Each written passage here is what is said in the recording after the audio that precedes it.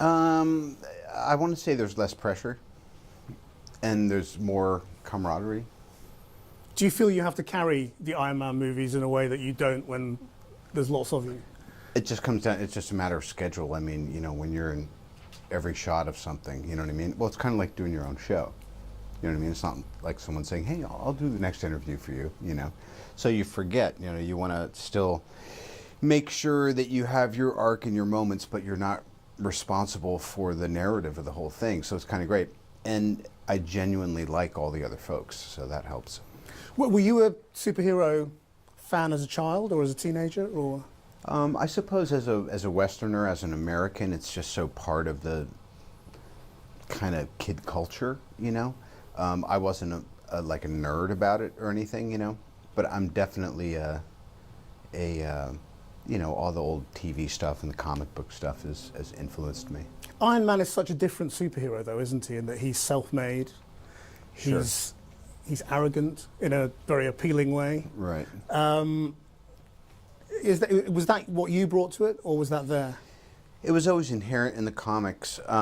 And, you know, Stan Lee, back in the 60s, it was really kind of a Vietnam era sort of fabrication, you know, and he was under pressure to keep coming up with new characters. And so he kind of did this mosh of things. And who'd have thought all those years later that it wound up being the character that differentiated this universe from other comic book worlds, and here we are, you know. What difference do you think it makes that he's a self-made superhero? I think more than anything, I always played it like he's a guy who's in big business that you may or may not have judgment on. He's an arms dealer. And the metaphoric significance of having a piece of shrapnel from one of your own warheads blow up, and then you actually have to build something to save your own life. I always thought that to me is just, it's kind of a new myth. Could you explain the idea behind Ultron? I mean, what is the real fear here? In Tony's mind, the idea behind a team like this is for the team to retire, because the odds are that one or all of them are going to get bumped pretty soon. So his idea is pretty altruistic. He's thinking, how can I put us out of business and still have a big bouncer at the door of our vulnerable little planet?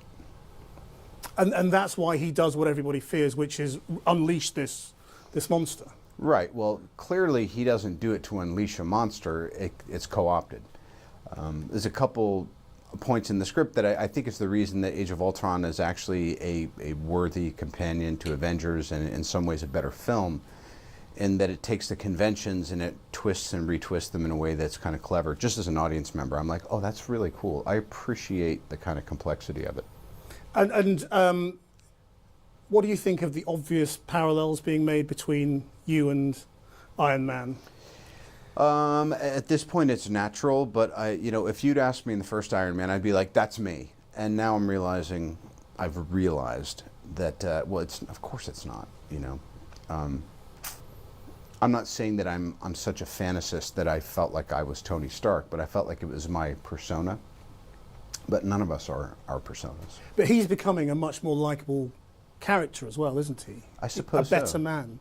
Yeah, he's becoming a better guy. In a way that you are as well, I suppose. Sure. I mean, what I'd really like to ask you about a quote you gave to the New York Times, and I don't want to pry, so if you don't want to talk about it, that's fine. But what you said to the New York Times once was, it was after your incarceration, and you said, you can't go from a $2,000 a night hotel suite to a penitentiary and understand it and come out a liberal. And I just wondered what you meant by that. Well, the funny thing is, and I appreciate your point of view, things that you said 5-7 years ago, or things you said in an interview that made sense to you at the time, I could pick that apart for 2 hours and be no closer to the truth than I'd be giving you some half-assed answer right now.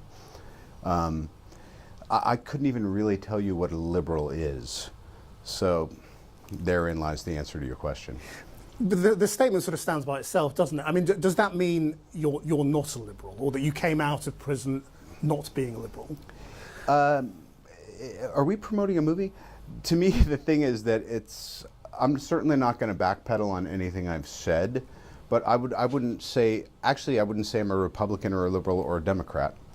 I think when I was talking to the person who was doing the interview that day, and that just happened to be my opinion. That's the nice thing, is you can have opinions and they kind of change and flow. Yeah, well, that's life and that's growing older, I suppose, isn't it? Yeah. I mean, you say we're promoting an interview. I mean, promoting the movie. I mean, obviously you're doing a promotional round of interviews, and that's why we're talking about the movie. But we also would like to talk a little bit about you, and I don't know how comfortable you are, talking about yourself at the moment. You have as much time as anyone else will. Yeah, well, okay, well then let me just ask you a few more questions and you can answer them if you want to and not if you don't want to. I mean, So have you got this much left anyway? well, I think we've got 3 more minutes on our agreement. Your foot's starting to jump a little bit. You better get to your next question. The reason I'm asking about the past is that you've talked in other interviews again about your relationship with your father and the role of all of that in the dark periods you entered and taking drugs and drinking and all of that.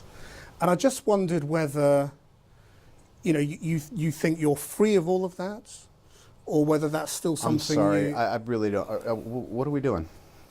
Well, I'm just asking questions. That's all. Right. I mean, Okay. Bye. Thank you guys. are you? Oh, I'm sorry. Take your mic. It's okay. Yeah, you're right. Thank you. Do you? You seem okay. It's just getting a little dinosaur in your. No. Look, I don't want to do that. Thank you.